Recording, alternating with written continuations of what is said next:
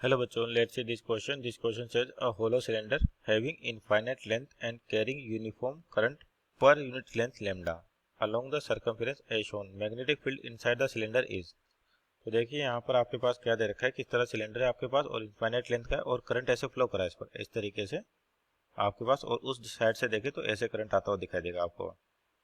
तो यहाँ पर आपको मैग्नेटिक फील्ड बताना है, किसके इनसाइड बताना है, किसके कारण जो सिस्टम दे रखा है। तो यहाँ पर की कॉन्सेप्ट क्या हो जाएगा आपके पास, यानी कि जब भी आपके पास कोई भी चार्ज मूव करता है यानी करंट जनरेट होता है, तो करंट के वजह से क्या होता है आप लोगों को मैग्नेटिक फील्ड मिलता है। तो कॉन्सेप्ट क्या हो जाएगा, की concept magnetic field due to moving charge. Due to moving charge कह सकते हैं या करंट कह सकते हैं, क्योंकि जब चार्ज मूव करेगा तो आपका करंट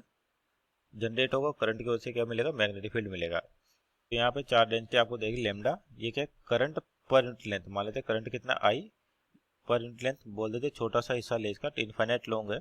तो मान लेते अपन इसका क्या स्मॉल एलिमेंट ले लिया, लेंथ ले ली एल, यानी कि लेमडा हो जाएगा आई बाई एल। अब आपको देखो इस डायग्राम को ढंग से देखें तो यानी कि डायग्राम बेसिकली आपका सोलेनोइड की तरह बिहेव करेगा। उसमें भी क्या होता है आपके पास एक सिलेंडर होता है इस तरीके से, तो कंटिन्यूस वायर लपटे होते हैं आपके पास, तो यानी कि यहाँ से करंट गया और इस तरीके से घूमता हुआ ऐसे, तो यानी कि जो सिस्टम दे रखा है आपको बेसिकली, क्योंकि जो करंट है सर्कमफेरेंस के अलोंग है, इनसाइड कोई करंट नहीं है, तो कैसे बिहेव करेगा आपका सोलेनोइड की तरह। तो मान लीजिए सोलेनोइड में करंट आई गया और यहाँ से करंट आई बाहर निकल गया, तो magnetic field due to solenoid होते हैं आपके पास mu naught N I, mu naught N I, जहाँ पर एन होता है number of turns, number of turns per unit length, per unit length, यानी कि आपके पास नंबर ऑफ टर्न्स मान लीजिए कैपिटल एन और यूनिट लेंथ होगी एल। आपका जो मैग्नेटिक फील्ड हो जाएगा कितना हो जाएगा, B equal to mu naught N की जगह आ जाएगा एन बाई एल इंटू आई। अब इस क्वांटिटी को देखें ढंग से अपन, जो एन एल अपॉन आई है यह वाली क्वांटिटी आपके पास, तो इसको ढंग से देखें आपके पास क्या है, number of turns per unit length दे रखी है एन बाई एल, तो यूनिट लेंथ में कितना करंट है आई, तो बेसिकली ये देखो आपको लेमडा जो दे रखा है बेसिकली क्या दे रखा है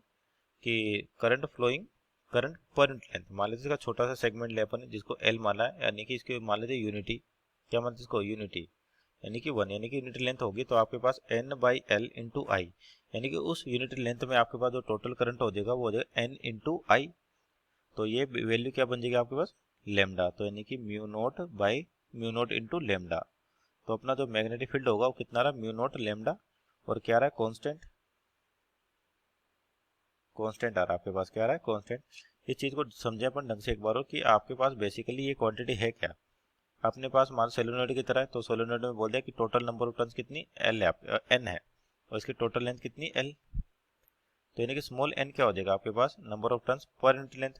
यानी कि एल लेंथ में इतनी आपके पास नंबर ऑफ टर्न्स है, और यहाँ पर यूनिट दे रखी लेंथ, यानी कि ये जो क्वांटिटी बनी एन बाई एल इंटू आई, आई तो क्या करंट हो गया, तो एन बाई एल क्या हो गया number of turns in unit length into I करेंगे तो टोटल करंट आ जाएगा, यानी कि ये आ गया current per unit length. Current per unit length आपको क्या देखा लेमडा, तो यानी कि जो मैग्नेटिक फील्ड है म्यू नॉट लेमडा